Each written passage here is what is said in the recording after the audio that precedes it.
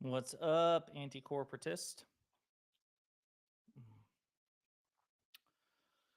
Just doing a quick short stream because the weather sucks and my girlfriend's away, and I'm really tired of recording videos. It's just like the connection between brain and mouth today has been shitty for videos. So,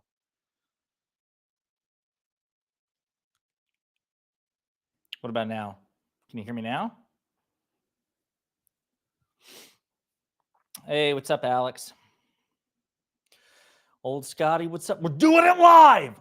We're doing it live! Yeah, so I've got some time to kill. Thought I might as well do some like live stuff. Jay Anthony, I didn't know you stream very rarely. I was trying to do it a couple of months ago, like once or twice a week, because it's fun. It engages a different like section of my brain. Um, but it's been crazy. I'm trying to do 4 videos a day, and I'm a one man show, so I do all my research, all my recording, all the editing, all the SEO, all the thumbnails, and it's a lot. It's a lot. Why did the Republicans have to? Them Republicans have to tell lies? That's how they do, man. They wouldn't be Republicans if they weren't lying. Rashad Crenshaw, the man, the myth, the legend. He and I are going to be part of a panel on WIC TV this coming Wednesday, along with my lawyer buddy Pisco, talking about the Trump indictments and whether or not justice has been weaponized against the former president.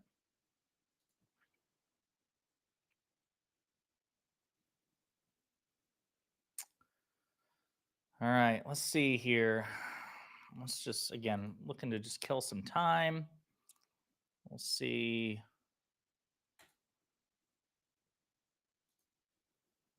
If I want to do share audio, share screen, we'll just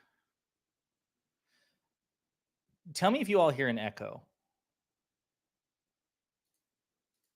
Do you all hear an echo when I do this? Echo, echo, echo, echo, echo. We're pondering politics together. Yeah. Would you stream on Switch? Let's try that again. This is what I'm saying. The connection between brain and mouth this weekend has just been very bad. Would I stream on Twitch? I do stream on Twitch when I stream. I simul stream. No echo, but you're quiet. All right. What about now?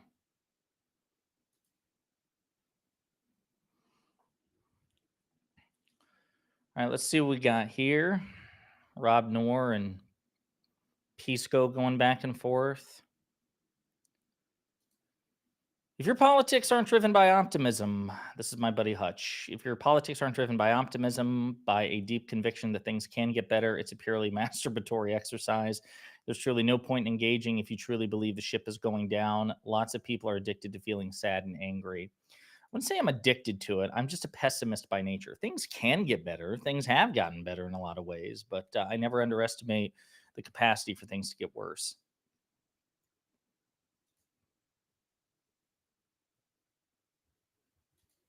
Let's see here. Do what on Twitch? Stream, I guess. Whatever happened with the Letitia James case, it's done. It was the civil fraud case. Trump lost, and he has to pay damages of, I can't even remember what the sum is, hundreds of millions. Pisco is the best. Yeah, I caught a stray from him recently, though, that I'm still very, very tender about. He and I are going to have a come to Jesus meeting. They've been arguing all day, Rob and Pisco. Not at all surprised that's what they do. Yeah, they're like Batman and Joker. I'm convinced. We're gonna be at this forever. We're destined to do this forever. Nick Papagiorgio says 465 million is what Trump was. Held. He hasn't paid it yet. He's appealing it, but what he is supposed to pay as a result of that Letitia James civil fraud case. You must know they're a stiff time ahead. Yeah, no. Joking aside, absolutely. Yeah. Um, Brandon Clark, another one of my favorites. Go check out his channel if you haven't. Just remember, we were told to respect law about George Zimmerman, about Kyle Rittenhouse. It's almost like they're just upset that the cult leader is a felon. Yeah, no, 100%. I mean, the Republican Party professes to be the party of law and order, but they kind of suck at it when it comes to their own. Again, I say Republicans think of law and order as something to impose on other people, on like people in blue cities, blue states, black people, women, members of minority groups, marginalized groups, the LGBTQ community, stuff like that. Law and order doesn't apply to Republicans, according to Republicans. You got to read the asterisk in the fine print on that.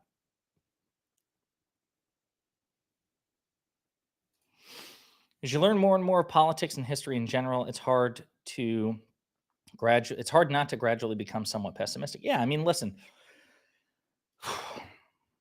you look at the structure of the United States. I talk about this. We have the oldest contiguous democratic republic in existence, right? And we have the second oldest constitution, codified constitution. And there are just so many advantages that for the conservatives in this country, for the right, it's hard not to get discouraged. I mean, certainly they're not more popular. That's true. And certainly they don't have a better governing record. That's true too. But again, the Electoral College skews for the Republicans. The Senate, advantages red rural states like the Electoral College, which is why we effectively have a split Senate, but the Democrats represent 40 million more people. You have a 6-3 conservative supermajority on the Supreme Court. We haven't had a liberal majority in 50 years. The House of Representatives, that's nominally supposed to favor the more popular party, right? That was the supposed compromise at the time of the founding between the more populous states, which tend to be bluer, um, and the red rural states. But because of gerrymandering, it's basically a coin flip. I mean, right now it's technically in control of the Republicans. Republicans have a colossal media advantage. Fox News is better funded and higher rated than MSNBC, which is its closest liberal counterpart. CNN is not mainstream liberal media. They gladly throw Biden under the bus time and time again. In alternate media, you've got Tim Pool, Daily Wire, Ben Shapiro, Matt Walsh, Steven Crowder. I mean, there are probably people I'm blanking on even with that. We have Sam Cedar, Destiny, David Pakman, Brian Tyler Cohen, but I mean, it's heavily skewed towards the right. You have Trump. I don't know if you guys saw this, but this is like just gross shit. I mean, Trump, let me find the article. Trump oil billion. Like this stuff is nasty. Bring this up. Go away, Rachel. Okay, so 2 months into Donald Trump's presidency, the oil industry had reason to be pleased with Republican control in Washington, D.C. ExxonMobil's former CEO had just been confirmed as Secretary of State. That was Rex Tillerson. Congressional Republicans agreed to make it easier for oil giants to hide payments to foreign governments, and the new Republican administration was already taking steps to roll back all kinds of environmental safeguards. Yada, yada. Biden comes in. It's worse for them in certain respects. 7 years later, the problem is metastasizing. Politico reported this week that oil industry executives are writing up presidential executive orders now in the hopes that Trump will simply sign them if and when he returns to the White House. As it happens, that's not the only gross connection between Team Trump and big oil. The Washington Post also reported on a recent Mar-a-Lago gathering at which the former president sat with some of the country's top oil executives who complained about burdensome environmental safeguards. Trump's response stunned several of the executives in the room overlooking the ocean. You are all wealthy enough, he said, that you could raise $1 billion to return me to the White House. At the dinner, he vowed to immediately reverse dozens of President Biden's environmental rules and policies. So, folks, think about that for a minute. You have Donald Trump nakedly just telling big oil executives, the C-suite of big oil companies, just cut him a check for $1 billion. Raise, basically, in exchange for funding my reelection, I will reverse Biden's executive orders. And I mean, like, it's been such a busy media cycle, even I haven't been able to talk about it. So Trump just he's able to like that's insane. And we don't like right now, Senate Democrats say they're going to investigate it. Thank God. Thank God for Sheldon Whitehouse. But that's another advantage. He can just openly lobby oil executives. You have the unholy alliance that's forming between him and Elon Musk. That's another colossal advantage. I mean, it's just they have a lot of advantages. That's why I'm so cynical. So let's see here. Do you believe we need to get rid of the Electoral College? I surely do. India is the only republic in the world besides us that still uses an Electoral College. Every democratic republic on earth whose constitution was written after ours, with the exception of India's, has either never had an Electoral College or they've gotten rid of it over time because they recognize it makes no sense to elect our chief executive in an indirect way. Think about it. This is, again, just to me, one of the ultimate trump cards. You have 50 states in this country, 50 states which each have a microcosm of the federal government because each state has three separate branches. You have the executive branch in the form of a governor. You have the state legislature, which is either unicameral or bicameral, right? State assemblies, state houses, state senates. And you have the judiciary. Like every state has its own high court or court of last resort. And think about it. In no state in this country, none, even the reddest of red states, do you indirectly elect your governors. Like the governors is like basically diet presidents, right? They're the presidents of their states. And yet the citizens of those states, no matter how diverse, right? People talk, well, you got to get a diversity of opinion. Okay, states can get pretty big. Look at Texas. Texas is practically a de facto purple state, but they don't have an electoral college. You just vote popular vote. And that's how you elect your chief executive of a state. But here at the federal level, we still have an electoral college. It makes no sense whatsoever. I digress. I DM you about doing editing work for you a while ago. I'll double check by that. But again, see, this is part of the thing. Like, again, full disclosure, I don't know how long this whole project's going to last. I mean, I'm doing this full time. That may change after the election. Like I don't know. I've never done this before. My understanding is that a lot of political channels, lose viewership after major elections. So I don't know what to expect. This is unexpected. So, yeah, it's another reason why I hesitate to like employ anybody because I don't know what's going to happen after the election. So, but thank you.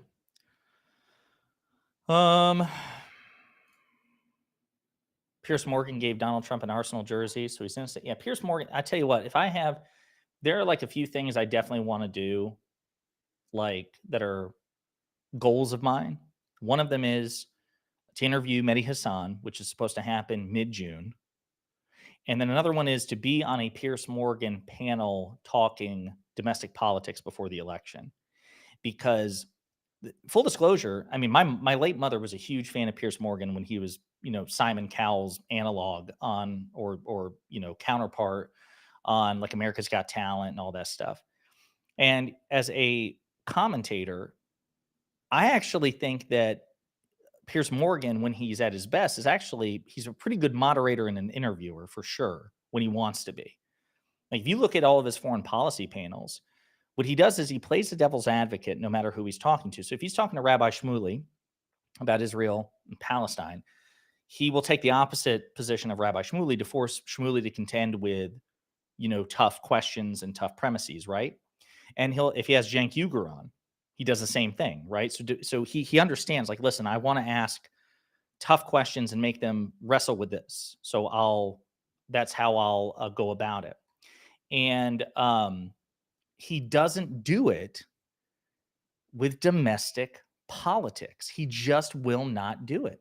And it drives me nuts because it's like one softball after another for God, I hate this computer sometimes. For Trump supporters. If you're on his show and you favor Trump, you get the softball of softball interviews. It's so frustrating.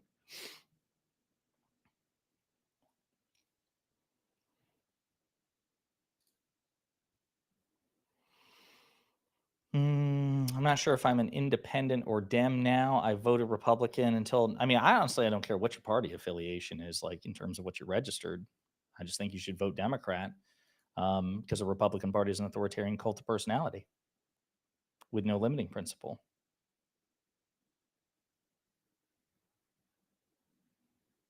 Okay.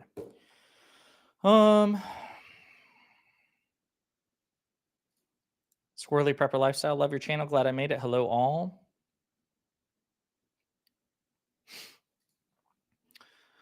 Andy Corporator says the problem is we have that there are tons of fossil fuel billionaires, but no anti-fossil fuel billionaires except Elon, and he's a brain broken right winger. Yeah, talk about a guy who's like, dude, his politics takes are just so stupid.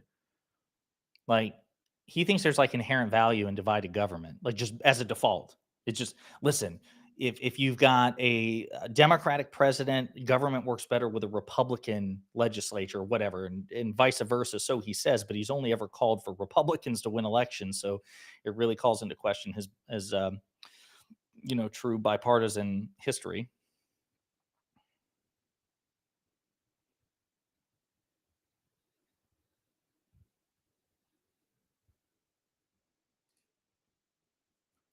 The GOP has not won the popular vote since the late 80s. Minor fact check, if you're referring to the presidency, which is the highest profile office, which gets the highest turnout, they did win it in 2004. President Bush won the popular vote against John Kerry, but only one time in 30 years. Why isn't the media covering Biden and all of the MAGA extremists like they should? And why isn't some mainstream media journalists fact checking them like they should? So when I interviewed Don Lemon, former CNN host, he said, and I believe him because it's one of my theories, that the mainstream media is so afraid of being tarred and feathered as liberal pro-democrat media that they indulge false equivalences and stuff, like they bend over backwards to avoid the charge of being in the bag for Democrats. That's problem number one. Number two, I think it's pretty clear to me, it seems to me, that Trump is better for the media's bottom line. Like, even if they're not consciously thinking, we're gonna skew the coverage in such a way as it advantages Trump ahead of the election, I can't help but wonder if that could be like a subconscious motivation, right? Trump Trump is like an exciting media figure, whereas Biden is boring. I don't think anybody would suggest otherwise. And it's funny, I actually shared this on Twitter too, that there's a study out, which, again, believe it or not, confirms that there are no additional electoral rewards for responsible governance. Basically, that they did this like macro analysis of political candidates, and candidates who would talk a big game but not follow through were still more likely to win re-election than another candidate who followed through on campaign promises. And so it's like there's no incentive for just competent, quiet governance.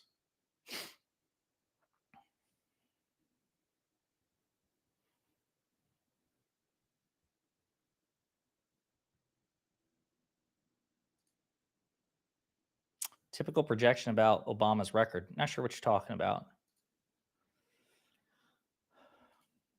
Do you think Pierce Morgan has a bias because he's on The Apprentice? IMO, I think he tries to play both sides, but it's not as good as he thinks. Again, I think he's good at playing both sides, if that's what we want to call it, when he's talking about foreign policy.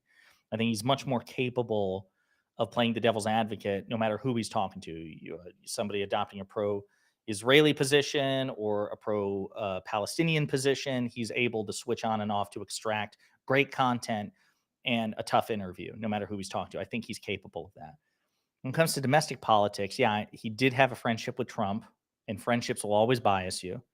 And I also just think he's just like most centrists, where he grades the right on a curve. Um, you need only look about this, his response and the response of so many others about Trump's prosecutions. It's like, this is the thing that I've just been endlessly hammering over the past several days, which is, if you genuinely believe that the Justice Department has been weaponized against Trump, you're wrong. You don't have proof of it, but I'll just take it, just grant you the premise. If that's a problem, then where were you when Donald Trump was publicly campaigning on jailing his political opponents in 2016, in 2024, this election cycle, he's still doing it, and as president in 2020. Pierce Morgan didn't say shit as far as I know. Maybe I'm wrong. Maybe he went on a whole tirade where he's like, Donald, stop talking about this. This is wildly irresponsible. How dare you? This is gross. This is a miscarriage of justice. This is political persecution. But as far as I know, he didn't. Ben Shapiro didn't. All these centrists and right wingers who claim to be principled conservatives didn't do that. If anything, they cheered him on, and they were upset that he wasn't successful. So sad. Sad. Let's see here.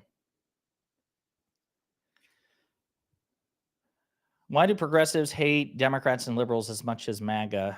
I consider myself a progressive. I understand what you're talking about, particularly online. I think a couple of things to remember, and it's frustrating. I get it. I tend not to punch left. I try not to. It does get annoying as we get closer to the election, and there are two choices, and one is demonstrably worse than the other. And some people bend over backwards to pretend it's not the case. It can be maddening. Number one, I think some of them do it for attention. So you should try to read the room, like what's worth engaging, right? Number two, I think some people don't understand how politics works. Again, think of all the advantages I say that the right has in this country, institutional advantages that no progressive can simply overcome, right? Much as I wish they could.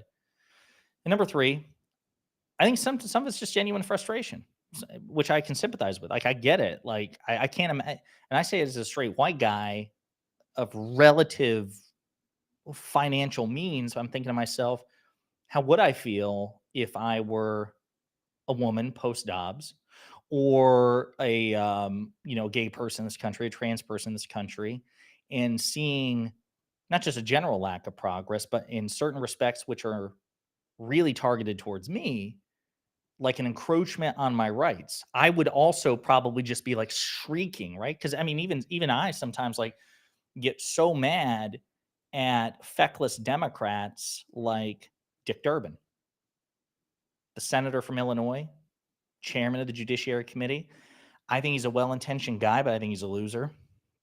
I think he's a weenie. I really do. It's like they gave him the gavel of one of the most important Senate committees, and dude just sucks. I mean, he really does. He is so timid. He's like, do you think Republicans are going to be mad at me?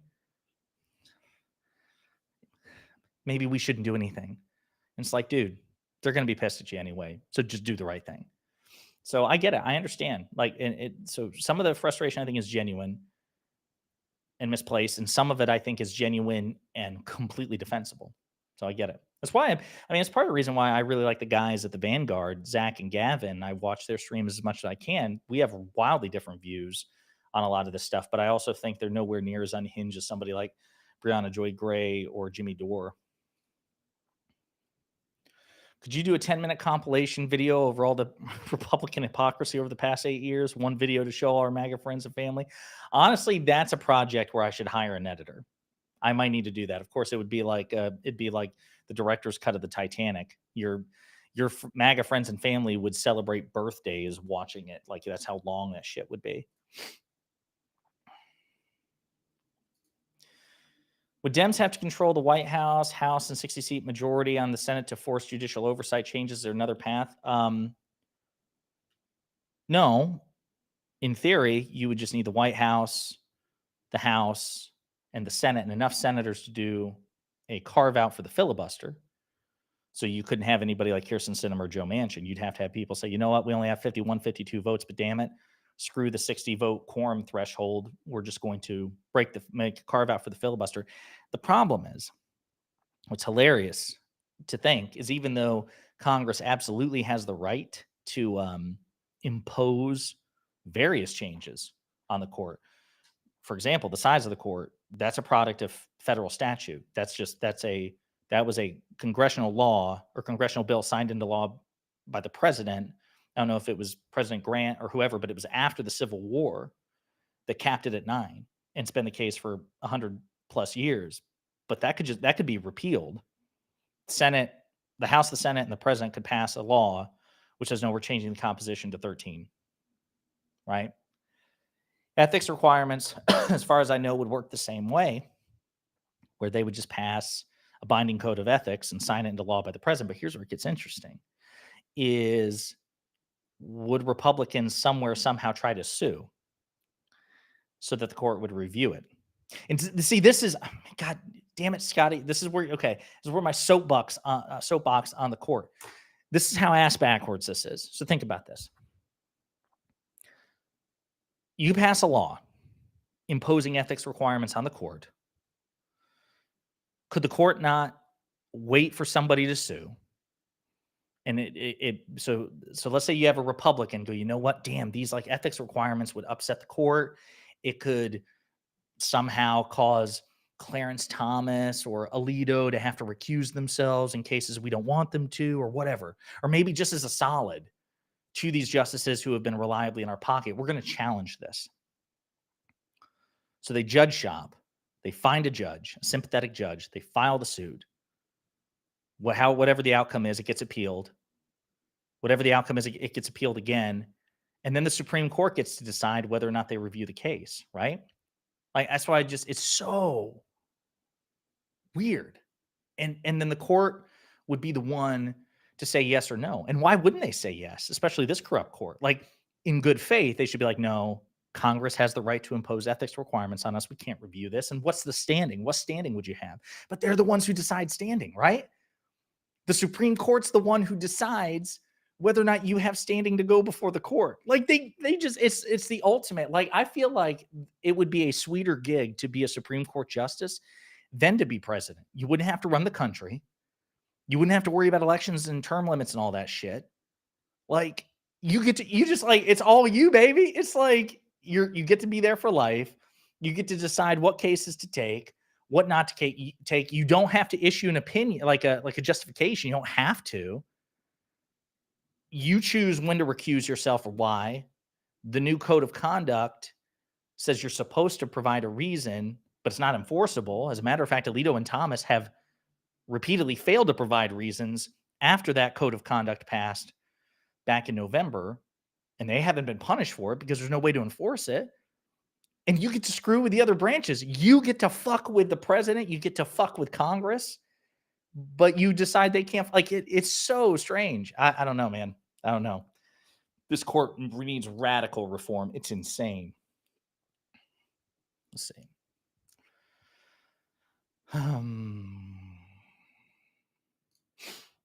When canvassing for the first time today to support my local Dem House member, it was fun. I recommend everyone try it. Yeah, I've done canvassing multiple times. I work with Progressive Victory. They're going to have canvassing events. They did one in Ohio. It was for voter registration. It was fun, and it's important. It's important. I love talking about politics. I studied politics. I have a degree in political science, but I also like actually doing the stuff on the ground too. It feels really rewarding, and you have skin in the game. And also, it's like a point of pride where you can say, I did more than just talk about it. I tried to do something about it. How do you convince a 20-year-old to vote for Biden when he says he's not voting because there are no good options, but he doesn't want to get into it when you ask what his problem is? That's tough. That's really tough. So, like, I probably wouldn't let it go. If somebody in my life told me that they weren't going to vote for Biden, not because they were voting for Trump, but they just think there were no good options, depending on the relationship I had with that person, I probably wouldn't let it go. I'd probably, okay, listen, you felt comfortable enough to share this opinion with me out of mutual respect and love for one another. Let's have the conversation. I can't force you to do anything. So at the end of the day, if you're still not convinced, you can vote however you want or not vote. But come on, this shit matters. Lives are literally at stake here. Trump is ratings. Biden's a responsible adult. I'm surprised Republicans didn't pick DeSantis. It's a cult, man. It's a cult. It really is. CNN had Laura Trump on and allowed her to lie for minutes without interruptions or pushback. Disgusting. Oh, what was the name of that? Was that Cassie Hunt, who interviewed Laura Trump? Should any Democrat Republic representatives protest during Netanyahu's next speech at the House? I mean, I wouldn't have a problem with it. Benjamin Netanyahu is a wildly corrupt, right-wing leader. And even if you, regardless of what your views are with respect to America's relationship with Israel, he himself, Benjamin Netanyahu, is just a really bad guy. And he is clinging to power. He's been like prime minister, I think, collectively for like 15 to 17 years, damn near 20 years. Guy will not give it up. And kind of like Trump, he was under investigation. He also tried to overhaul the Israeli judiciary so as to basically make it so that they can't hold him accountable for his. I mean, this dude he's awful. He really is. And even if you have no objections to what's going on, or how, again, America's relationship with Israel, Benjamin Netanyahu has repeatedly sandbagged American presidents. Like, even from like a patriotic right-wing angle, I think there's ample justification to be pissed at Benjamin Netanyahu, because it was President Clinton, I think, who said after he met Netanyahu for the first time, it's like 2000. There's a quote from President Clinton. He goes, "Who the fuck is a superpower around here?" Because Bibi thinks he's got American presidents bent over backwards, right? We don't do a good job of disabusing him of that notion, by the way. Let's see. Isn't Trump only entertaining in media spheres if you can point out his insane antics? I guess. Started watching your videos. Is there a chance you can make some videos on the positives of Biden Democratic policies? Yeah, so I used to be much better with that. I really was. But I have been, I won't say this. Right now, my focus has been quite antagonistic towards MAGA Republicans. But yes, I need to return to doing a better job of making sure I weave in affirmative policy accomplishments and aspirations of the Biden administration. You don't have to choose between them. And unfortunately, I've been very focused at the moment. Any Luke and you soon to come? Those are so fun. So Luke just moved to DC. You got a whole new studio. And sometime in the next couple of weeks, I do plan to visit him. Let's see.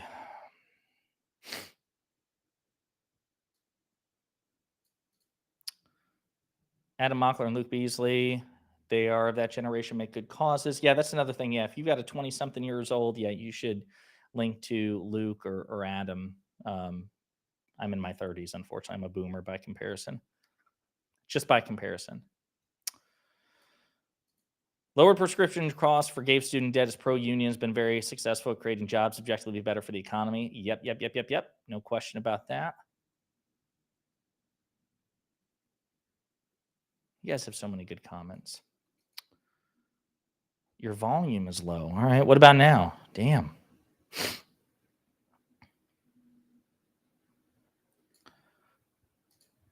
Why don't we have a law that says criminals cannot be president? Why? Probably because the founding fathers were profoundly flawed men at best. This idea that they were infallible geniuses is insane. I mean, there was a lot of genius to what they wrote down, no doubt. You got to remember that despite what it may look like in depictions of them, you know, like when Paul Giamatti plays John Adams or whatever, and he looks like he's in his mid-50s, most of the founding fathers at the time of the Declaration and then the founding of the country, they were anywhere from their 30s to 40s. Right? They were pretty damn young when they took on this project. And there was a lot of genius to their ideas, but then they didn't account for everything. And also, it may never have occurred to them that any plurality of the electorate would be so, I was going to say stupid, was so misguided as to elect a criminal to the highest office of the land.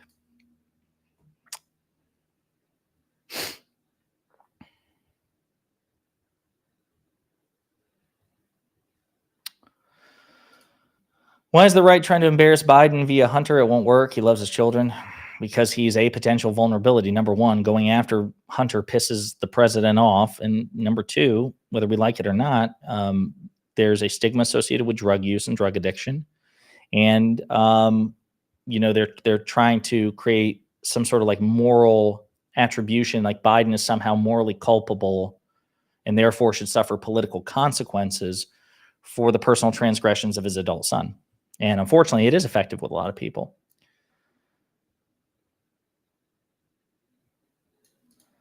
Ask for the Republican hypocrisy edit on DGG sub. I guarantee someone will do it for free. Yeah, probably.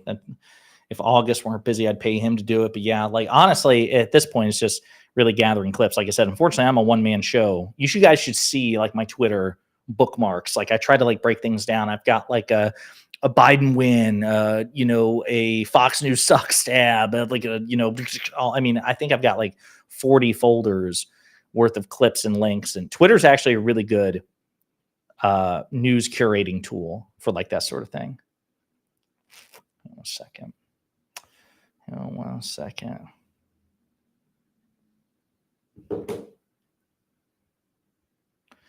right, let's see here. Thank you for answering my serious question. Of course, George Conway is conservative, but he gets it. He's doing a fundraiser for President Biden. He donate the max to his camp. Yeah. So George Conway, ex-husband of Kellyanne Conway, who is pure evil. She's also one of Trump's best spin doctors. He actually pulled funds out of his children's trust funds or some sort of funds for his children to donate to President Biden. Have you heard of the Bulwark? Yes, I have. I think it's a great unifying channel between Dems and non-Dem-Rs, who's, Tim Miller and Charlie Sykes, the guys at the Bulwark. Yeah, they're good. Sarah Longwell, Republican strategist. Yep.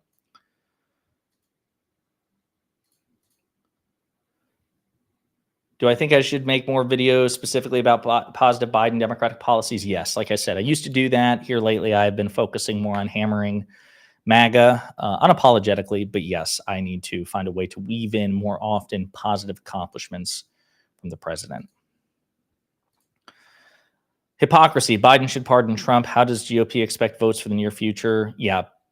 President Biden should not pardon Donald Trump. And as a matter of fact, I believe in hindsight, President Ford pardoning President Nixon was a colossal mistake, which helped create the situation for this. I mean, the number of Americans who have this really gross sense of entitlement for ex-presidents. Like, I understand respecting the office. That's why, with the exception of Trump, I refer to every president as President X, even George W. Bush. I don't say Bush, I say President Bush and stuff like it, because I'm a civics nerd. I am a politics nerd. I do believe in respecting the office. I even believe in respecting Republican presidents just as a default when they have the office, even if I wildly disagree with them. But Trump is a fascist and a loser, and so I'm not going to treat him with respect, especially when his MAGA cultists don't do the same for President Biden and others. But yeah, I don't think that he should pardon Trump. I think that'd be dangerously stupid, and Trump would never. Again, think about it. Trump claims and Republicans claim that Hillary Clinton committed crimes, right? Did any of them urge Trump after 2016 to pardon Hillary Clinton, to unite the country? They didn't even offer that. You could say, well, she didn't commit a crime. Now, I know that, but they believed that she committed a crime. And if they really believed in national unity, why weren't they demanding Trump pardon Hillary or offer a pardon? It's because they don't care about unity. They just want to get out of jail free card for themselves. I'm sure Trump would pardon Biden the other way around. Exactly. Everyone needs to learn about Project 2025 100%. There is a really good video. I think I shared it before about that. Good breakdown from a progressive attorney. You should check it out. How likely is it that Dems can get bills passed that every SCOTUS gets two, or every POTUS gets two SCOTUS picks and rotates justices in the bill denying Secret Service protection to felons? They would need, well, again, they would need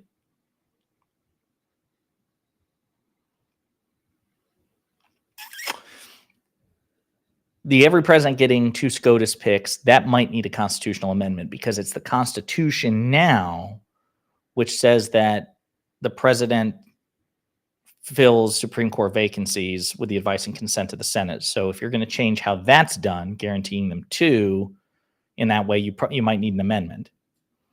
Denying Secret Service protection to felons, that's just federal statute.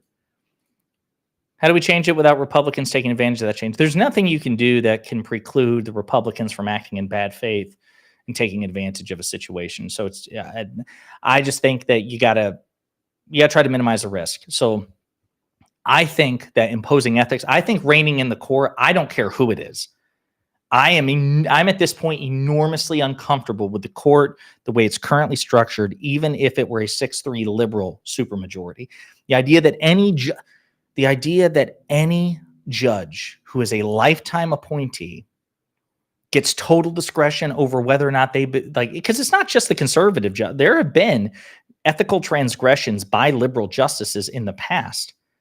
I think even Justice Kagan and Sotomayor, there have been relatively minor, but still that they didn't disclose X, or they still heard cases despite having been given a book advance by this company, and that company was the one that had business before the court. None of them, in my opinion, if you're a Supreme Court justice under our current system, you're given that much power and that much discretion, you need to be perfect. You don't get the right to have a fucking political opinion. You can't have a political bumper sticker. You can't have a flag. You have to be an android. I can give whatever opinion I want, and so can you. But if you're a judge, I just don't think you should have the right to. And if you want the right to, and we just have to trust you to separate your opinions from your rulings, then we need to have very strict oversight of that. Very strict. Like, it just so much like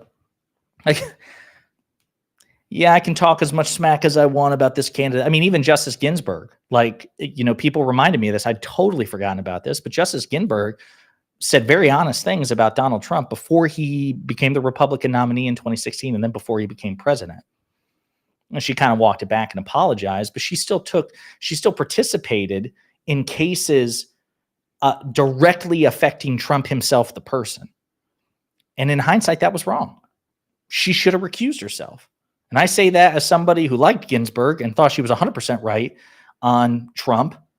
But you just shouldn't have that sort of discretion. That's insane. We don't allow anybody. We don't allow the freaking president that level of discretion. The idea that, and we can vote him out or her out, and they're capped at 2 terms. None of it makes sense. I'm sorry. If you support anyone who says that they support the Supreme Court in its current structure, current composition, no checks and balances, no binding ethics, it's just because they like the outcomes this specific court gives them. That's it.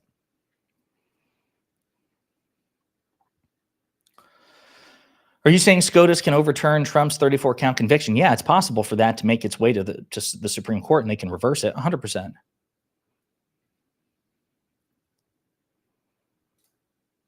I refuse to vote anymore. If you're an eligible voter, I'm sorry, I completely disagree. You should vote for Democrats. Democrats, with some more Democrats. Baby Blasphemy, sup, Josiah, DGGL. Good to see you. Good to see you. What are your thoughts on the reporting that Trump's poll numbers have increased since conviction? No, the most recent polls have indicated the opposite, that 51% of the country now think he's unfit to be president compared to 40%, and 49% of independents, a plurality of independents, think he should drop out of the race today. Now, it may be that Trump's convictions somehow help him, but that is not manifested in the polls.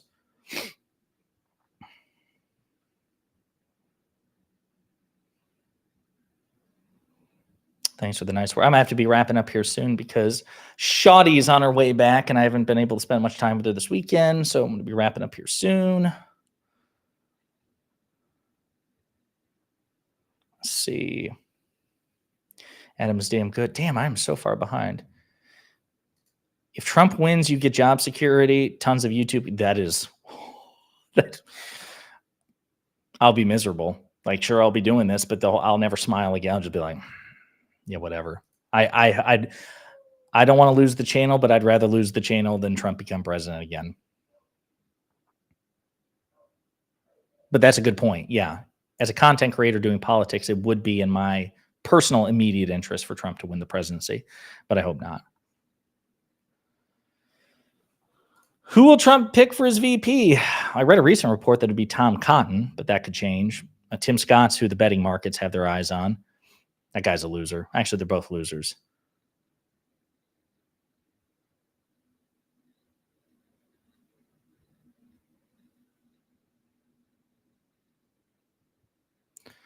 Do I expect violence if Trump is in prison? Yeah, but again, see, I'm not much of a prophet because I also expected that after his conviction, we would see at least a few riots, and that didn't happen. So intuitively, based on MAGA's track record, yes, but I'm not enough to bet on it.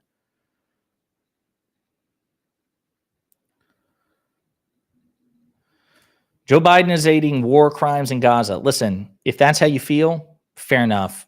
But Donald Trump will aid more. And at the end of the day, I think if you have a vote, it's not supposed to be a total. Your vote is not some sort of moral declaration.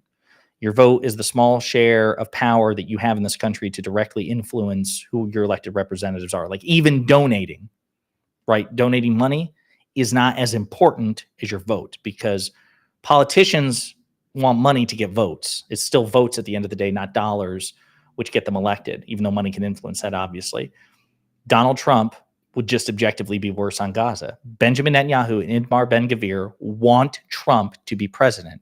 So trust them at least. Trust these right-wing losers in Israel's government to have their own like political interests in mind. If they want Trump to be president, it's probably because they recognize a meaningful difference between Biden and Trump on this issue.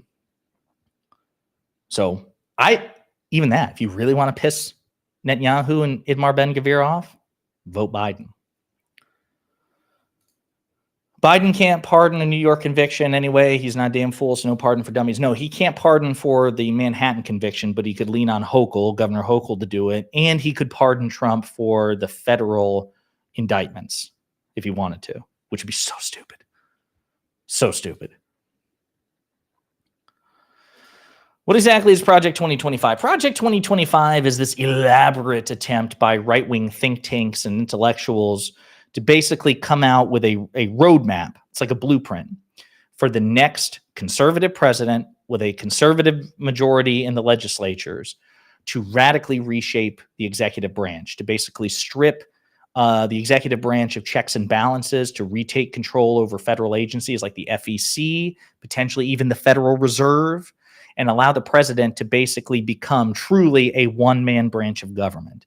And it's got basically a blueprint, if-then-else statements. It's got resumes. It's got lists of people. They're already interviewing people so that if Trump wins the presidency, he can try to fire career nonpartisan bureaucrats and replace them with Trump loyalists, basically putting Trump loyalists in positions of power over the institutions which checked him the first time.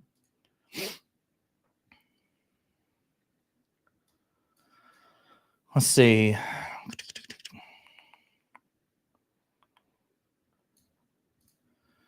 Will prosecutors call Trump and his post-verdict witness list on appeals, also passport and security clearance?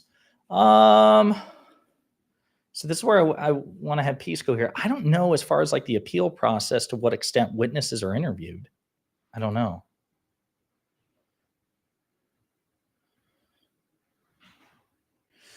All right. Let's see. Facts, no BS, and interactive. Thank you, Josiah. Yeah, my pleasure. Thank you all for being here. Wow, not good enough a reason, bro. I'm not sure if you're talking about voting for Biden.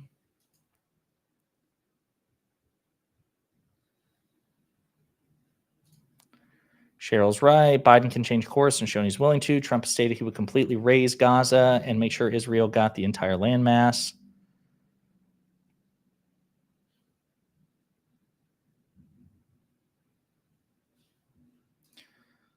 I agree. Vote President Grandpa. Watch BB lose his mind. That'd be hilarious.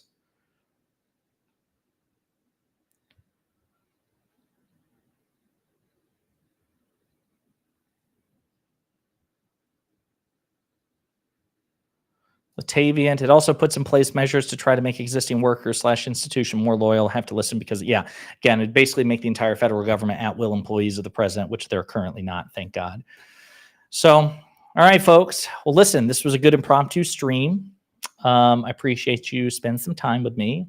And yeah, I'm sure we're going to get back and try to do like weekly streams here in the near future, like once a week or so. I've got this debate coming up on Wednesday with Pisco, with Rashad Crenshaw versus Rob Noor, Lactoid, and another guy about whether or not the Justice Department has been weaponized against Donald Trump. I may try to stream it here too instead of just going on to that person's stream, Wick TV.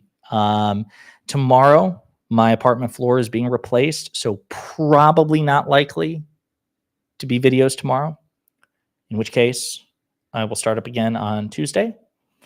And yeah, please, of course, like and subscribe and share. Costs nobody nothing. It helps out in the, the algorithm. I would appreciate it.